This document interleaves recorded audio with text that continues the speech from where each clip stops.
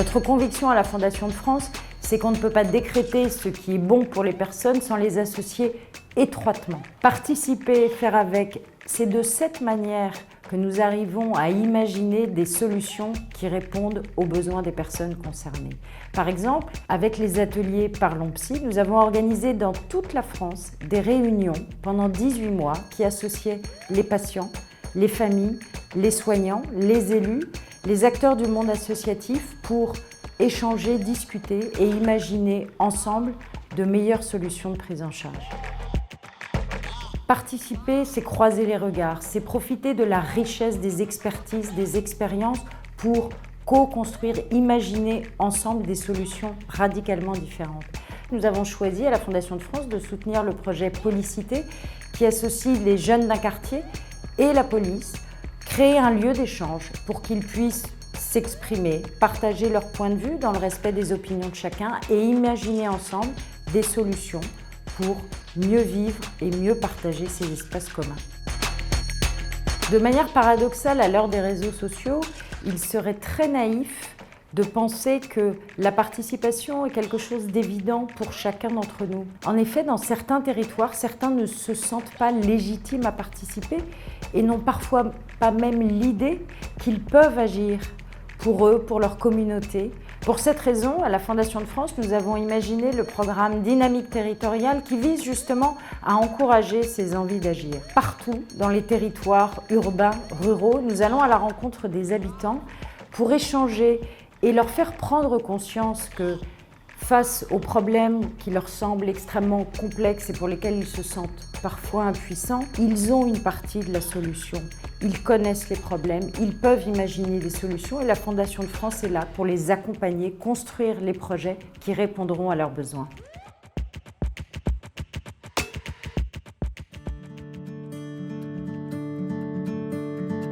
Depuis que je suis devenu adulte, j'ai fait plusieurs stages différents aussi. On m'a trouvé un vrai travail. C'était pas facile à trouver, mais et maintenant, je suis dans un magasin bio. Je m'appelle Karine Robert, j'ai 32 ans. Une fois, j'ai été discriminée. Il y a certains, ils manquent de nous. On dépend notre association à nous. J'aimerais bien que, à la place de nous enfoncer, faut mieux nous aider à la place de juger les autres, sans avoir des préjugés. Ensemble Citoyen, c'est notre association pour se défendre, pas encore plus fort. C'est nous qu'on se représente, c'est nous qu'on doit prendre la parole, et pas les autres, à leur place. On est capable aussi. Faire comme eux.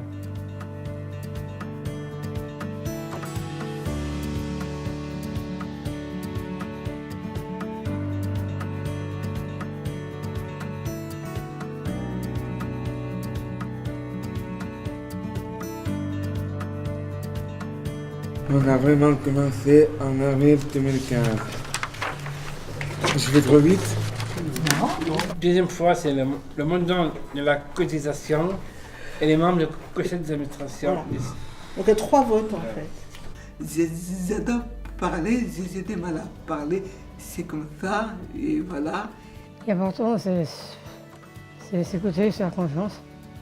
Maintenant, tu as plus confiance en toi. Ça dépend du jour. Des fois, j'ai du mal à me faire confiance. Mais j'ai envie en fait.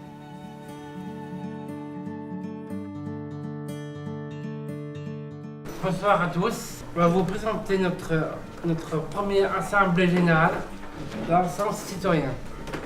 Ensemble, on peut s'exprimer, discuter, parler et échanger, sans les parents et sans les professionnels. Nous avons besoin d'être protégés face aux agressions verbales.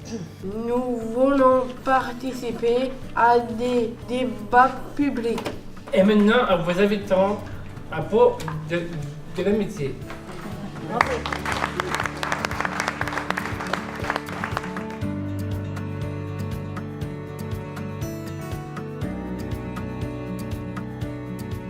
s'est très bien passé, j'ai trac, tout, et c'est très bien passé. Je suis heureuse.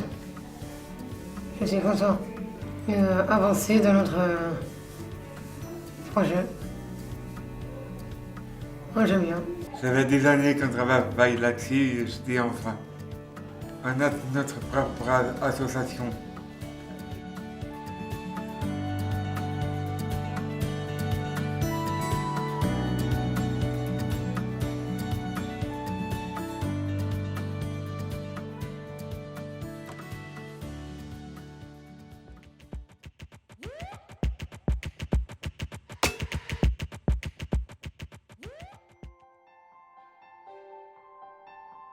Dans notre rédaction en particulier, on est bienveillant, il n'y a pas de mauvaises idées, il n'y a que peut-être des idées qui ne sont pas tout à fait abouties, on respecte les idées de chacune.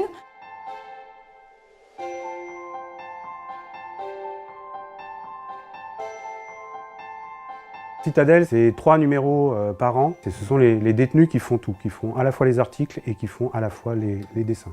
Tout premier objectif, c'était vraiment de redonner la parole à des femmes qui en sont privées, des femmes qu'on a trouvées qui étaient cassées, qui avaient plus tellement confiance en elles. Les projets d'articles partent d'elles. Qu'est-ce qui te plaît, de quoi tu as envie de parler, et ce qui fait que ça met en valeur leur parole et ça leur redonne confiance. En détention, on écoute énormément la musique par rapport à la vie à l'extérieur. Et du coup, j'avais envie d'interviewer un animateur de radio, savoir comment il construit son émission.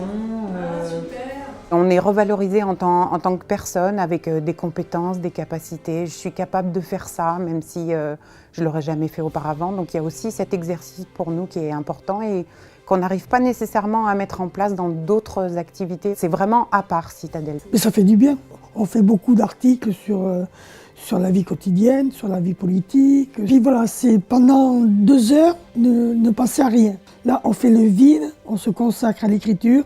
C'est quelque chose de génial, quoi. Toutes les détenues n'ont pas la même facilité par rapport à l'écriture, mais on a Audrey qui est journaliste professionnelle, qui encadre ses ateliers, qui est formatrice aussi en école de journalisme, et donc il y a pas mal de petits secrets à leur révéler pour écrire mieux. En fonction des questions que tu as à poser, on cherche la personne qui pourra le mieux y répondre. Je vais trouver les 2 bouquins et je vais prendre contact avec lui et les infos sur la fondation. Déjà, ça m'a appris à faire une interview parce que je ne savais pas interviewer les gens. Ça m'a permis d'être plus à l'aise et en fait, je ne suis vraiment pas quelqu'un de cultivé et avec Citadelle, je compense un petit peu. Ce projet peut aider les détenus à se réinsérer parce qu'au cours des ateliers, que ce soit en écriture ou en dessin, on met à disposition toute une palette d'outils. Ça va être apprendre à s'exprimer à l'oral lors de la conférence de rédaction, ça va être faire de la recherche documentaire, ça va être structurer son propos, ça va être défendre une idée, être capable de travailler en groupe. Tous ces petits savoir-être et ces petits savoir-faire vont resservir à l'extérieur. Moi, mon projet il tourne autour de 3 axes, mon travail, Citadelle et mes études.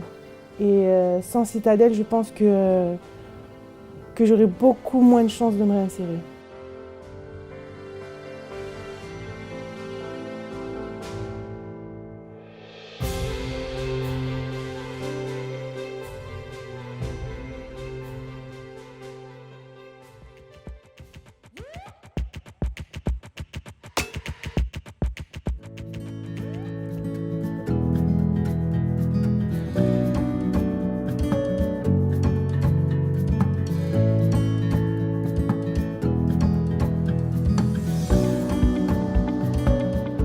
Qu'est-ce qu'on cuisine aujourd'hui?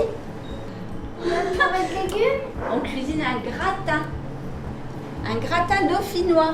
À l'origine, nous avions constaté une difficulté alimentaire chez les enfants liée forcément au traitement qu'ils reçoivent. Et l'idée, c'était de pouvoir renouer aussi un contact positif avec l'alimentation pour les enfants, parfois même juste pouvoir se réinstaller dans la cuisine. Donc il y a une dizaine d'années, on a monté un petit projet. Au début, on s'occupait que des goûters. Et puis le projet a évolué vers un temps d'atelier cuisine thérapeutique à part entière où les enfants viennent cuisiner, on s'installe, on cuisine, on mange ensemble. On met toutes les patates. Une pomme de terre. Moi j'appelle ça des patates. Moi j'ai mis ici. Il y a beaucoup d'études qui montrent l'importance de l'alimentation pendant le traitement et aussi après le traitement. C'est pour lui montrer qu'il faut manger les aliments qui sont intéressants et pourquoi il faut maintenir son poids. Parce qu'il ne faut pas qu'il perde de poids, il ne faut pas qu'il prenne de poids. Donc comme je dis, c'est trouver le juste milieu entre l'alimentation plaisir et l'alimentation santé. Je vais vraiment adapter la recette en fonction des patients. Si j'ai remarqué des enfants qui ont des troubles de l'oralité, des difficultés à manger, je vais axer sur la manipulation des aliments. Pour les enfants où la chimio peut être très anxiogène, en fait, ça permet de détourner l'attention et qu'ils le vivent un peu mieux. Une pincée de sel facultative si vous utilisez du beurre. Est-ce qu'il y a encore des morceaux? Un petit peu. Donc, du coup, il faut attendre que les morceaux soient tout à fait fondus. J'appuie. Et là, tu fais. C'est valorisant, ils ont fait. Ils montrent aux parents qu'ils ont fait quelque chose. Le temps du repas peut être stressant pour les parents quand il y a des grosses difficultés alimentaires et que l'enfant arrive tout joyeux et dire j'ai mangé un peu. Voilà, on lui a montré que oui, c'est possible. L'atelier cuisine permet de parler d'alimentation, mais de manière ludique en fait.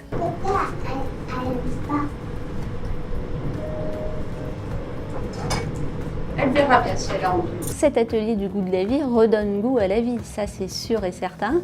Il y a une réelle volonté et mobilisation autour de la question du cancer de l'enfant et de toutes les préoccupations que le cancer vient générer quand il arrive dans une famille. C'est pas juste l'enfant qu'on soigne, on vient soigner aussi quelque part toute la famille. On est vraiment dans cet objectif-là.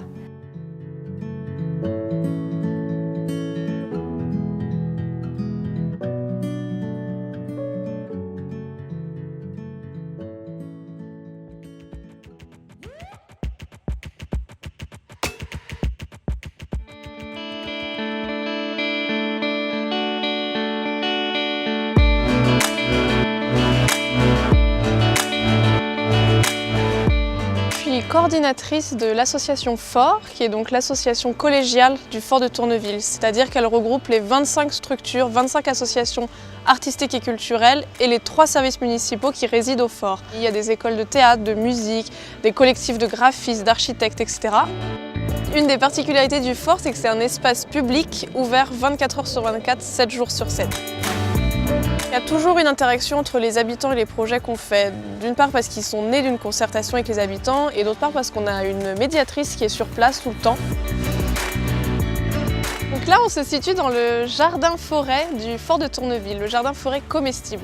On avait une centaine de bénévoles qui sont venus pendant 2 jours pour planter. Il y a eu plus de 1000 plants de 250 espèces différentes. Aujourd'hui, le jardin, il fait 350 mètres carrés. Les gens peuvent y venir quand ils veulent et faire à peu près ce qu'ils veulent. On s'est adressé à la Fondation de France pour développer le projet. C'est la 2e année consécutive où ils nous aident. Là, cette année, la 2e phase, c'est de développer encore en proposant des ateliers, par exemple, de transformation alimentaire, en doublant la surface du jardin. On a ajouté une mare aussi. Ici, le but, c'est de créer un jardin où il n'y aura que des plantes vivaces. L'intérêt, c'est que du coup, on va avoir tout le temps des fruits ou des choses à récolter, alors qu'on n'aura pas forcément besoin de ressemer en permanence des choses, ni de faire des rotations de culture, ni travailler le sol d'ailleurs, ce qui fait que ça respecte plus les vers de terre et la vie du sol, ce qui est intéressant pour la fertilité. Ça permet aussi de sensibiliser les gens à ce que c'est qu'une agriculture durable. N'importe qui peut venir travailler un peu dessus, récolter quelques fraises, prendre une branche de thym. J'ai appris qu'il y avait un petit jardin, j'ai voulu aller le visiter et j'ai trouvé ça convivial, formidable. À l'occasion de la Sainte-Catherine, il y a plusieurs activités qui ont été lancées pour planter des arbres, un arbre pour le climat. Donc je voulais le faire. Et le principal pour moi, c'était qu'il y ait des enfants, de les faire participer et leur montrer qu'on peut créer de la biodiversité. Les habitants voulaient voir des animaux au fort, donc on a proposé un cheptel de moutons, un éco-pâturage, ce qui nous permet d'entretenir 1,5 hectare d'espace vert et de créer une ambiance un peu particulière au fort. On cherche aussi à s'ouvrir sur l'extérieur et sur Le Havre en particulier, puisqu'on accueille des événements assez variés. On a accueilli la fan zone de la Coupe du Monde de foot cet été. On accueille aussi ces temps-ci le salon Réinventif, qui est donc le salon du réemploi, qui est organisé par la Kodak. Tous ces événements-là, en fait, ça permet de faire venir du monde, discuter, rencontrer et faire connaître le projet global du fort. Avoir le label entre guillemets Fondation de France, ça nous apporte une certaine crédibilité. On est assez fiers d'en être arrivés là aujourd'hui par rapport à là où on est parti.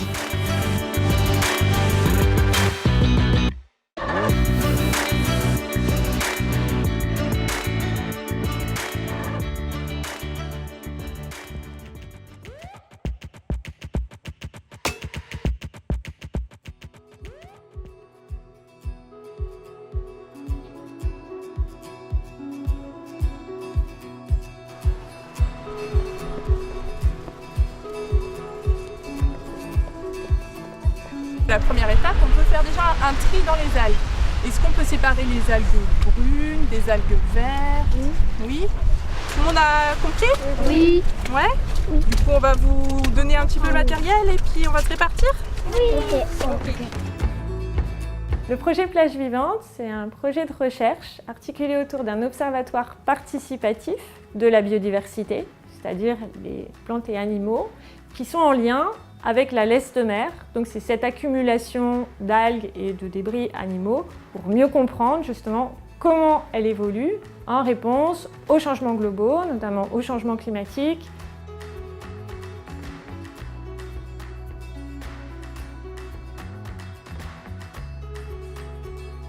Le projet, c'est de collecter des données à large échelle sur toute la façade Manche Atlantique. Mais alors ça, on ne peut pas le faire tout seul. L'idée, c'est de faire appel à des volontaires pour nous aider à collecter cette information en suivant des protocoles qui sont rigoureux sur le plan scientifique, mais évidemment simples à utiliser pour le participant. Ah, haute aminaire, c'est bien, t'as raison, mais tu peux être plus précis en mettant que c'est le B4.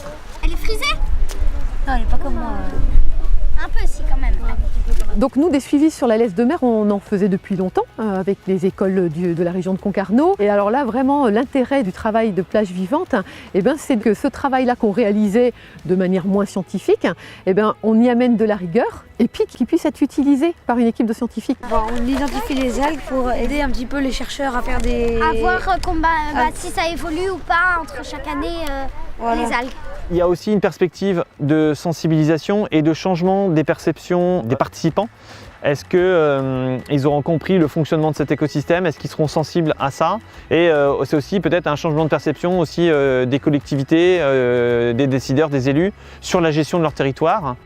Alors aujourd'hui, Plage Vivante est un peu un moment charnière. Tous les indicateurs sont au vert et maintenant on va être dans la phase de déploiement du programme. Et donc on va essayer de changer d'échelle. Et puis surtout, ça va être après de développer des protocoles qui s'adressent à d'autres publics que les scolaires et qui soient orientés sur le suivi d'autres compartiments que les algues, notamment les oiseaux, les plantes.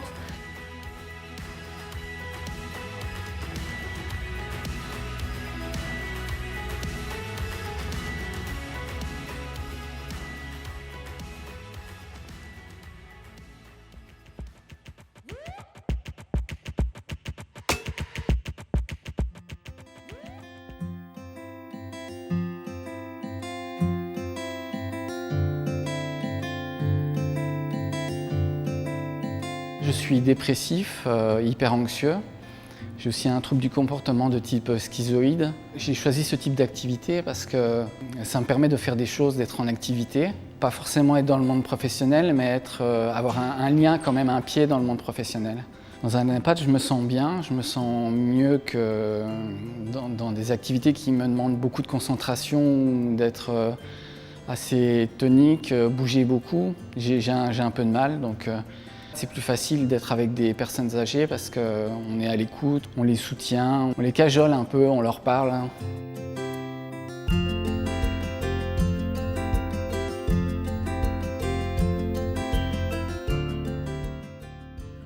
Pourquoi on a mis en place Bénévole Intérim? C'était pour répondre à une demande insistante de j'ai envie de faire du bénévolat, je veux absolument le faire, je veux savoir pourquoi je me lève le matin, tout en prenant en compte effectivement les difficultés de la maladie.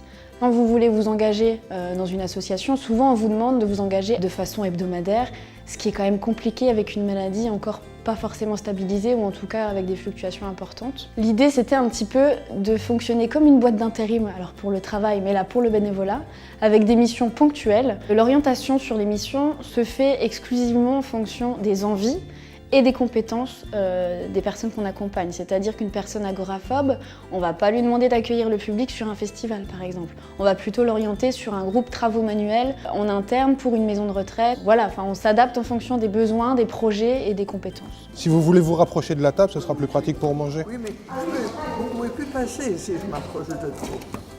On va se débrouiller. Alors il faudrait que j'essaye. Je vais rentrer le ventre. Ça me permet vraiment de me sentir utile. Je fais quelque chose. Et puis si jamais je vais pas bien et tout, ça me permet aussi, comme c'est du bénévolat, de dire écoutez là en ce moment, là aujourd'hui, non, on se réadapte à un rythme, on se réadapte à plein de choses, donc voilà, on en remplit des engagements. Je dirais qu'au-delà de développer la confiance en soi, ça leur permet de se créer un réseau. Et puis ça déstigmatise aussi l'image du handicap psychique, c'est-à-dire que quand les personnes vont faire du bénévolat dans les structures, voilà, on se rend compte que c'est pas des tueurs fous, qu'ils parlent pas à haute voix avec une personne qui n'existe pas, etc. Parce que c'est l'image que parfois les partenaires peuvent avoir. Et donc le changement de regard s'opère et l'accueil de notre public se fait plus naturellement par la suite.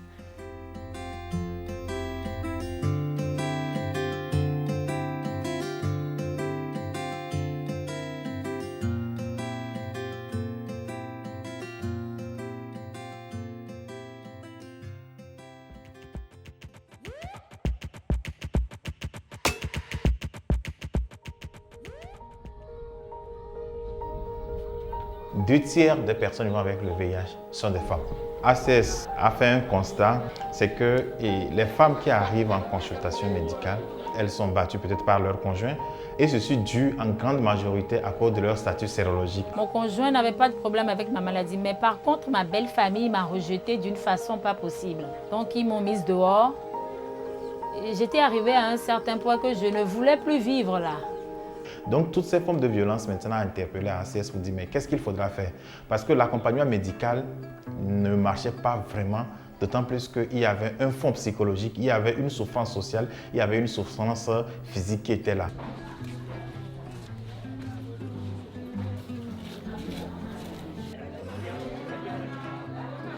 Une fois qu'on est en réunion, on parle de nos problèmes de chaque jour, on partage. Tu dégages tout et puis tu pars heureuse. Tu retournes à la maison avec une autre force pour aller de l'avant. 90% des femmes dépendent de leur conjoint. Mais si la femme a la capacité, elle aussi, elle contribue au mieux aux besoins familiaux. Il faudra que nous puissions accompagner cette femme-là. Et cet accompagnement, c'est qu'on lui fait au moins durant 3 à 6 mois, une allocation mensuelle.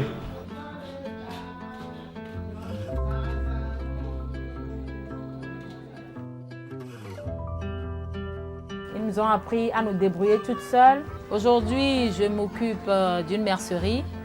Je suis indépendante financièrement, économiquement, je suis autonome. Ensuite, nous avions mis en place aussi l'accompagnement au niveau des professionnels de sexe. You can't use you anyhow way you like. If you yourself you don't tire, you never agree. You go begin to beat you. If nobody can't help you, you will die for the place where you did. Toutes les professionnels de sexe séropositives qui étaient encore dans la clandestinité, qui ne venaient pas prendre leur traitement, ont commencé aussi par venir se faire suivre. La plupart des professionnels de sexe qui bénéficient de nos interventions sont à même de pouvoir négocier le port du préservatif. Et aujourd'hui, on se sent un peu moins discriminé dans la communauté. Tout ceci a été possible grâce au soutien de la Fondation de France. Ça fait maintenant 12 ans que je prends mes arrivées chez eux. Et je suis heureuse de les avoir rencontrés, de les avoir eus dans ma vie.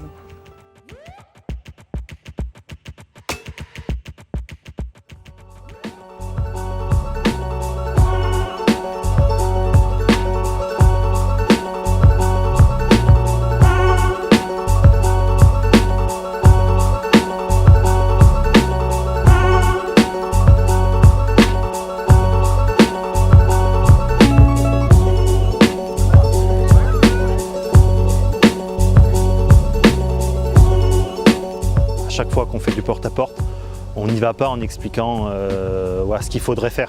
On y va en demandant aux gens, en partant des gens de là où ils sont, c'est-à-dire de leur colère, de leurs problèmes, de ce qu'eux sont prêts à faire, et on travaille à partir de là. Ce qu'il faut, c'est qu'il faut isoler par l'extérieur. Ouais. D'abord, regarde les fissures, la fissure que j'ai moi au niveau de la fenêtre extérieure, ça c'est une filtre. On va faire ce que je disais tout à l'heure, on va essayer de, ce dont on a déjà parlé, de faire un vrai plan d'action.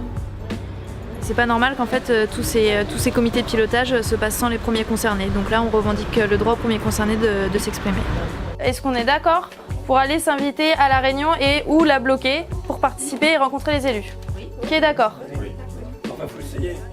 Ils sont assez étonnés de nous voir arriver. On voit sur leur mine qu'au début ils avaient affaire à 2 personnes, là ils envoient 10 débarquer. Ça fait un peu bizarre, l'effet de surprise a plutôt bien fonctionné.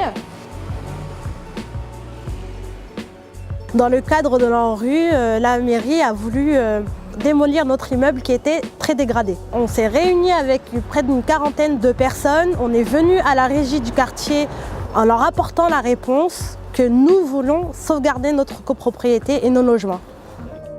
Il faut arriver à faire en sorte que ce qu'on a fait en accompagnant quelques groupes d'habitants, on change d'échelle, que demain ce ne soit pas simplement à Aubervilliers, à Grenoble et à Ganges, mais que ce soit dans toutes les communes de France, qu'on ait des personnes qui font de l'accompagnement collectif des copropriétaires. Il y a comme ça qu'on peut aller vers la rénovation. C'est ce qui se dégage de ce projet. Mettre des aides pour la rénovation ne suffit pas si on n'accompagne pas les gens individuellement et surtout en termes de groupe.